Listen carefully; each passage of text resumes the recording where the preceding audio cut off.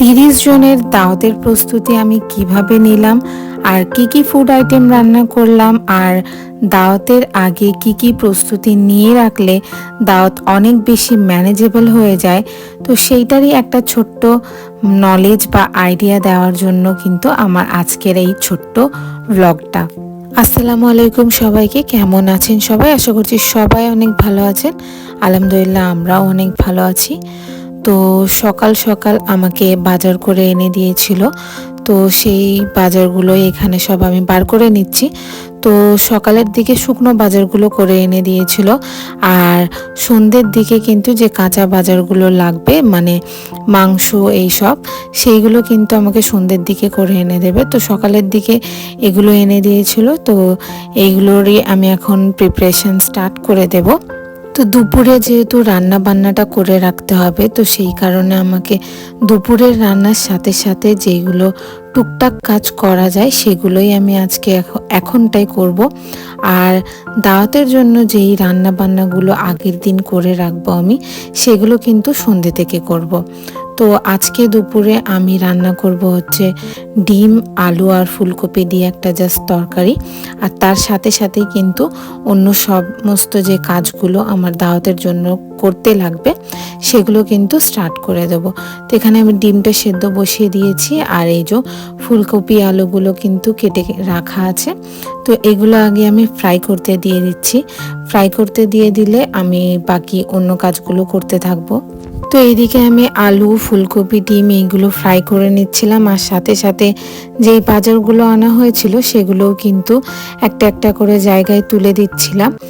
আর মশলাগুলো আমি রেখে দিয়েছি, মশলাগুলো এখন আমি সব গরম করব আর মিক্সিতে কিন্তু আমি গুঁড়ো করে নেব। তো যখনই কিন্তু আমি দাওয়াতের প্রিপারেশন নিই, তো আগের দিনেই চেষ্টা করি যেন আমি সমস্ত মশলাগুলো যেন গুঁড়ো করে নিতে পারি। মানে আগের যে মশলা গুঁড়ো করা থাকে সেগুলো কিন্তু ইউজ করি না, কারণ ফ্রেশ যে মশলাটা গুঁড়ো করা হয় বা যে আদা রসুনের পেস্ট ইউজ করা হয় যেটা ফ্রেশ হয়, সেটা কিন্তু রান্নায় আলাদা টেস্ট আনে, আর অনেক দিনের পুরনো কিন্তু সেরকম খুব একটা টেস্ট আনে না। তো দাওয়াতের যে কোনো রান্না কিন্তু আমি সব কিছু ফ্রেশ প্রিপেয়ার করি। তো কাল যেহেতু দাওয়াতের আয়োজনটা হবে, তো তার জন্য রান্না বান্নাগুলো যত সমস্ত সেগুলো আমি রাতের দিকে করব, আর যেইগুলো গুঁড়ো করার বা যে মেন যে প্রিপারেশনগুলো করার সেগুলো কিন্তু এখন আমি এই দুপুরের দিকেই করে নেব। তো একদিকে আমার তরকারি আমি বসিয়ে দিচ্ছি, আর একদিকে কিন্তু এই মশলাগুলো আস্তে আস্তে গরম করে নিচ্ছি। তো ফার্স্টে এখানে জিরে আর গোলমরিচটা আমি গরম করে নিচ্ছি। তো এইগুলো গরম করে যেহেতু হালকা একটু ঠান্ডা করতে দিতে হবে, তারপর মিক্সিতে আর কি গুঁড়ো করা যাবে। তো সেই কারণে আগেই আমি এইগুলো ঠান্ডা করার জন্য একটা বড় আমি প্লেটে ঢেলে নিচ্ছি। তো এরপর আমি এখানে ধনেটাও গরম করে নিচ্ছি, আর সাথে সাথে আমি এখানে তরকারিটাও বসিয়ে দিচ্ছিলাম। আর আদা, রসুন, পেঁয়াজ এগুলো আর কি আম্মাজি কাটাকাটি করে দিচ্ছিল একদিকে। তো সেগুলো হয়ে গেলে সেগুলোও কিন্তু পেস্ট করে রেখে নেব। তারপরে কিন্তু সন্ধ্যে থেকে যে মেন যে রান্না বান্নাগুলো সেগুলো কিন্তু স্টার্ট করব। তো এখানে আমি তরকারিটা বসিয়ে দিচ্ছি, আর যতক্ষণ মশলাটা আর কি যেগুলো গরম করলাম সেগুলো আর কি একটু ঠান্ডা করে নিচ্ছি। ঠান্ডা করে নিয়ে এগুলো কিন্তু আমার হাজবেন্ড ভালো করে গুঁড়ো করে দেবে।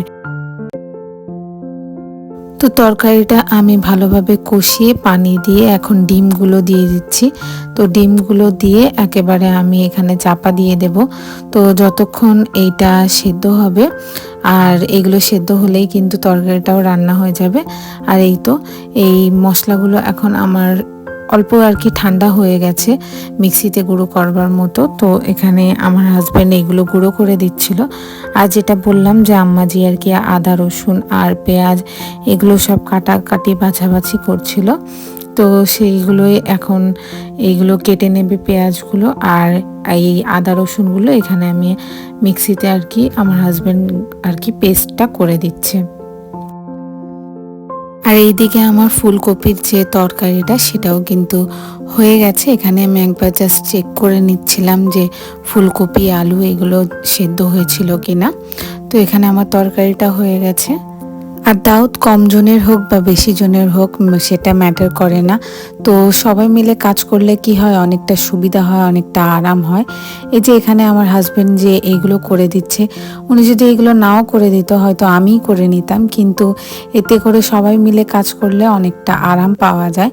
তো এখানে আমরা সবাই মিলেই কাজ করছিলাম, আম্মাজি, আমি, আমার হাজবেন্ড। তারপরে আমার বিকেলে আমার ননদ এসছিল। তো আমার ননদ এই পিঠেগুলো নিয়ে এসেছিলো, এগুলো আই গেস তেলের পিঠে। তো খুবই টেস্টি ছিল এই পিঠেগুলো আমরা সবাই মিলে খেলাম। খেয়ে দিয়ে এখন এবার রান্নাবান্নার যে কাজটা সেটাও শুরু করব। তো এখানে সবাই মিলে কাজ করব। তো এখানে রান্নাবান্নার কাজটা আমি এখানে শুরু করে দিচ্ছি। তো প্রথমেই আমি এখন বানাবো আনারসের চাটনি। তো সেটার জন্য এখানে আমি আনারসটা আগে কেটে নেব। তো মেন যেটা ঝামেলা সেটা হচ্ছে এই আনারসটাকে কেটে পরিষ্কার করা, এটাতে একটু বেশি টাইম লাগে, কিন্তু আনারসের চাটনিটা খেতে কিন্তু খুবই ভালো লাগে। নর্মাল যে টমেটোর চাটনিটা হয় সেটার থেকে কিন্তু আনারসের চাটনিটা একটু বেশি ভালো। তো সেই কারণে এই আনারসটা আনা হয়েছে। তো এখন আনারসটা ভালোভাবে ছিলে কেটে নেব ছোট ছোট চাঙ্কস করে, তারপর এটাকে চাটনি করার জন্য আমি পেস্ট করে নেব। আর যেহেতু এটা পেস্ট করব তো সেরকম খুব একটা বোঝা যাবে না যে এটা কিসের চাটনি। তো সেই কারণে ভেবেছি যে চাটনির জন্য মানে যেহেতু এটা বোঝা যায় যাতে এটা আনারসের চাটনি, তো সেই কারণে যে মাঝখানের যে একটু শক্ত অংশগুলো থাকে সেগুলো যতটা বাদ দেওয়ার আমি বাদ দিয়ে দিচ্ছি, আর কিছুটা রেখেছি ছোট ছোট পিস করে, এতে করে যখন খাওয়া হবে চাটনিটা তো মুখে লাগবে, এতে করে বোঝা যাবে যে এটা আনারসের চাটনি। তো সেই কারণে দুরকমভাবে কেটেছি, একটা আর কি বড় বড় টুকরো করে আর একটা ছোট ছোট করে। তো যেটা বড় বড় করে আমি পিস করেছিলাম সেটা আমি কড়াতে দিয়ে অল্প একটু পানি আর সামান্য একটু নুন দিয়ে কিন্তু আগে আমি ভাপিয়ে আর কি সেদ্ধ করে নিচ্ছি, এতে করে পেস্টটা কিন্তু ভালো হবে। তো এখানে আনারসের মধ্যে যে পানিটা দিয়েছিলাম সেটাও শুকিয়ে গেছে, আর আমার আনারসটাও কিন্তু ভালোভাবে সেদ্ধ হয়ে গেছে। তো এখন ঠান্ডা করে নিয়ে আমি এখানে মিক্সিতে ভালোভাবে পেস্ট করে নিচ্ছি। তো এই তো এখানে আমার পেস্টটা করা হয়ে গেছে। তো এবার চাটনিটা করব বলে আগে আমি প্যান বসিয়ে দিয়েছি, প্যানের মধ্যে একটুখানি তেল দিয়ে তেলটাকে গরম করে নিলাম। তারপরে অল্প একটুখানি পাঁচ ফোড়ন আর দুটো শুকনো লঙ্কা আমি ভেঙে দিয়ে দিয়েছি। তারপর একটুখানি গরম হয়ে যাওয়ার পর গ্রেট করে রাখা আদা দিয়ে দিয়েছি। তো এখানে আদাটা দিলে কিন্তু চাটনির ফ্লেভারটা অনেক বেশি ভালো হয়, তো সেই কারণে আদাটা দেওয়া। তো এরপর যে ছোট ছোট টুকরো করে রেখেছিলাম আনারসের সেটা দিয়ে একটু নেড়ে চেড়ে নিলাম। তারপর যে পেস্ট করে রেখেছিলাম সেটা দিয়েও একটুখানি আমি নেড়ে চেড়ে নিচ্ছি। তো এখানে আমি সব কিছু ফোড়নের সাথে ভালো করে মিক্স করে নেওয়ার পর এখানে অল্প একটু হলুদ গুঁড়ো আর অল্প একটুখানি লঙ্কার গুঁড়ো অ্যাড করছি, জাস্ট একটা কালার আসার জন্য। তো এখানে চাইলে মানে আরও ভালো কালার আনার জন্য আপনারা ফুড কালার ইউজ করতে পারেন, কিন্তু জাস্ট অল্প একটু হলুদ গুঁড়ো আর লঙ্কার গুঁড়োতেই কিন্তু চাটনির কালার খুবই ভালো এসেছিল। তো সেই কারণে আমি কোনো রকম ফুড কালার ইউজ করিনি। তো এখানে হলুদ গুঁড়োটা চেষ্টা করবেন যে একটু বেশি ইউজ করার, এতে করে কালারটা আর কি বেশি ভালো আসবে। তো হলুদের যে একটা স্ট্রং যে গন্ধ সেইটাকে আমি মারার জন্য অল্প একটু পানি দিয়ে কিন্তু ঢাকা দিয়ে রেখেছিলাম। তো এখানে পানি দিয়ে ভালো করে ঢাকা দিয়ে এখানে পানিটা মেরে নিয়ে যে হলুদের যে গন্ধটা সেটা কিন্তু চলে গেছিলো। তারপর আমি এখানে কাজু আর কিশমিশটা অ্যাড করে দিয়েছি। কাজু কিশমিশটা একটু নেড়ে দিয়ে এখানে আমি যতটা পরিমাণ চিনি লাগবে তো ততটা চিনি দিয়ে দিচ্ছি।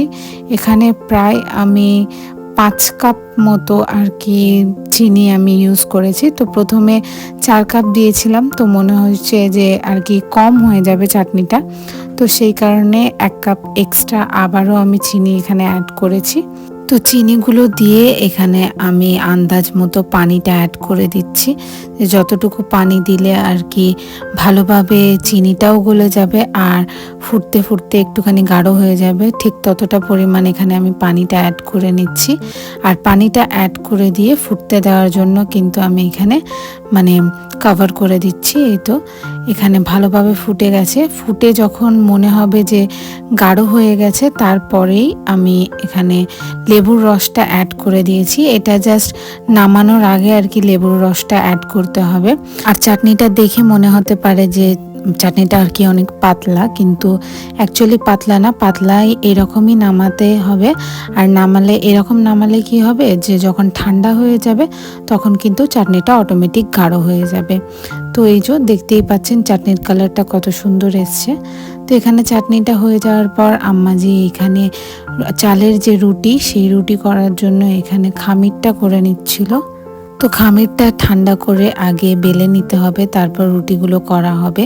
তো যতক্ষণ এইগুলো আম্মাজি আর বাকি সবাই মিলে করছে, তো ততক্ষণ আমি এখানে চিকেনটা বসিয়ে দিচ্ছি।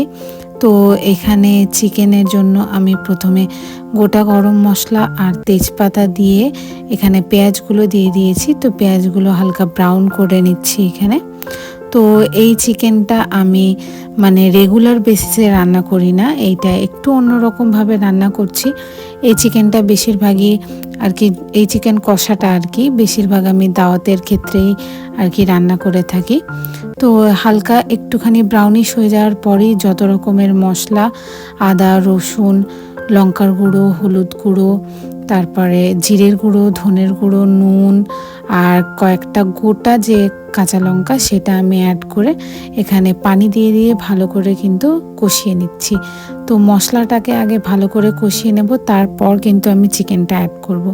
তো এখানে মশলাটাকে ভালো করে কষিয়ে নিয়ে যখন তেল ছেড়ে গেছে, তারপর আমি এখানে চিকেনগুলো অ্যাড করে নিচ্ছি। প্রায় মনে হয় মানে 2.5 কিলোর একটু বেশি আর 3 কিলোর একটু কম ছিল চিকেন। তো ওই 3 কিলো বললেই চলে, 3 কিলো চিকেন এখানে রান্না করছিলাম আমি। তো চিকেনগুলো ভালোভাবে যে মশলাটা আমি করেছি সেটার সাথে এখানে মিক্স করে দিচ্ছি। তো এখানে কোনো রকম কষাকষি করতে হবে না, জাস্ট চিকেনগুলো অ্যাড করে মশলার সাথে মিক্স করে দিলেই হবে। জাস্ট মিক্স করে দেওয়ার পর এখানে যতটুকু আর কি পানি দরকার চিকেনটা সেদ্ধ হওয়ার জন্য, ততটুকু একদমই সামান্য ততটুকু পানি দিয়ে এখানে আমি সেদ্ধ হতে দিয়ে দিচ্ছি। তো প্রায় মানে 90% কুক হয়ে যাবে, তারপরে কিন্তু আমি আর কি চিকেনটাকে কষবো। তো একদিকে আমার চিকেনটা সেদ্ধ হচ্ছিল আর একদিকে এই তো রুটিগুলো সেঁকে নেওয়া হচ্ছিল। আর এখানে রুটিগুলো এরকম বিছিয়ে একটু ঠান্ডা করে নিতে হবে, নাহলে কিন্তু রুটিগুলো খারাপ হয়ে যাবে। তো সেই কারণে এখানে ওই প্রসেসটা হচ্ছিল। আর এদিকে আমার চিকেনটাও সেদ্ধ হয়ে গেছে, তো প্রায় 90% সেদ্ধ হয়ে গেছে। তো এরপর আমি চিকেনটাকে অনেকক্ষণ ধরে ভালোভাবে কষিয়ে নিয়েছি, তো যতক্ষণ না তেল ছেড়ে যায়। তো এই যে কষতে কষতে এরকম তেল ছেড়ে গেছে, যখন এরকম চকচকে তেল ছেড়ে যাবে তখনই আমি এখানে অ্যাড করে দিচ্ছি কেচাপ। তো কেচাপটা লাস্টের দিকে অ্যাড করলে একটা টমেটোর যে সুন্দর যে একটা ফ্লেভার, সেটাও ভালো পাওয়া যায়, আর গ্রেভিটাও যে হয় সেটাও অনেকটা ঠিক হয়। তো যতটা আর কি দরকার গ্রেভি, সেই রকম গ্রেভি রেখে কিন্তু কেচাপটা লাস্টের দিকে অ্যাড করলে খুবই টেস্টি হয়। আপনারাও কিন্তু বাড়িতে একবার হলেও ট্রাই করবেন এই রেসিপিটা। আচ্ছা, এরপর আমি এখানে মাংসটা রান্না করে নিচ্ছিলাম। তো মাংসটা কিন্তু আমি প্রেসার কুকারে রান্না করছি, এতে করে তাড়াতাড়ি কিন্তু হয়ে যাবে। তো সেই কারণেই তো যেরকমভাবে চিকেন রান্নার জন্য আমি প্রথমেই তেল দিয়ে গরম মশলা দিয়েছিলাম, তো সেরকমভাবে এখানে আর কি দিয়ে দিচ্ছি সব কিছু। তেল দিয়ে গরম মশলা, তেজপাতা, তারপরে পেঁয়াজ, এগুলো দিয়ে ভালো করে ব্রাউন করে নিয়ে মশলাগুলো দিয়ে আর কয়েকটা কাঁচা লঙ্কা দিয়ে ভালো করে আগে মশলাটাকে কষিয়ে নিচ্ছি। তো পানি দিয়ে দিয়ে মশলাটাকে কষিয়ে যতক্ষণ না তেল ছাড়ছে ততক্ষণ আর কি মাংস আর কি দিই না আমি। এতে করে এই প্রসেসে রান্না করলে আর এইটার পর যখন সেদ্ধ হয়ে যাওয়ার পর মাংসগুলোকে কষলে কিন্তু একটা আলাদাই টেস্ট হয়। তো আর আগে কষলে একটা আলাদা রকম টেস্ট হয়। তো যখনই আমি যে মানে দাওয়াতের জন্য মাংস রান্না করি, তো এরকমভাবেই রান্না করি। তো মশলাগুলো ভালো করে কষিয়ে নেওয়ার পর এখানে আমি মাংসটা অ্যাড করে জাস্ট একটু পানি দিয়ে দিচ্ছি, জাস্ট মানে এতটুকু পানি দিচ্ছি সেদ্ধ হয়ে যাওয়ার মতো। তো এখানে কয়েকটা সিটি হলেই কিন্তু মাংসটা খুবই তাড়াতাড়ি আর কি রান্না হয়ে যাবে। তো যতক্ষণ মাংসটা আর কি রান্না হচ্ছে ততক্ষণ আমি যে কালকে যে বিরিয়ানিটা হবে সেই বিরিয়ানিটার জন্য আমি এখানে মাংস আর কি ম্যারিনেট করে রাখছি। তো রাতে এখন ম্যারিনেট করে রাখলে সকাল সকাল রান্না বসিয়ে দিলে আর কি সারা রাতের যে ম্যারিনেশনের যে থাকবে মাংসটা, এতে কিন্তু বিরিয়ানির টেস্টটাও অনেকটা ভালো আসবে। তো বিরিয়ানির ম্যারিনেশনের জন্য এখানে আদা রসুন বাটা আর নুন, তারপরে জিরের গুঁড়ো, ধনের গুঁড়ো, তারপরে লঙ্কার গুঁড়ো, যা যা আর কি বেসিক যে মশলাগুলো লাগে, শুধু আমি এখানে অ্যাড করছি না যে বিরিয়ানির যে মশলাটা, সেটা বাদে যা যা মশলা লাগে আর হলুদ গুঁড়ো বাদে সবই এখানে দিয়ে দিচ্ছি।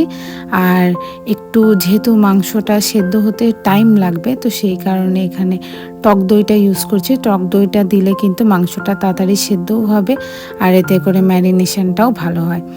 আর সব কিছু মশলা যেহেতু গুঁড়ো মশলা, তো সেইগুলো ভালোভাবে মিক্স হওয়ার জন্য এখানে অল্প একটু আমি তেল অ্যাড করেছি। আপনারা চাইলে না করলেও হবে, এখানে দইটা দিলেও ভালোভাবে মিক্স করা যায়, তো তেলটা দিলে কিন্তু আরও বেশি ভালো হয়। তো এখানে তাই জন্য আমি তেলটা অ্যাড করেছি। তো এখানে সব কিছু ভালোভাবে মিক্স করে আমি এটাকে ফ্রিজে রেখে দেবো।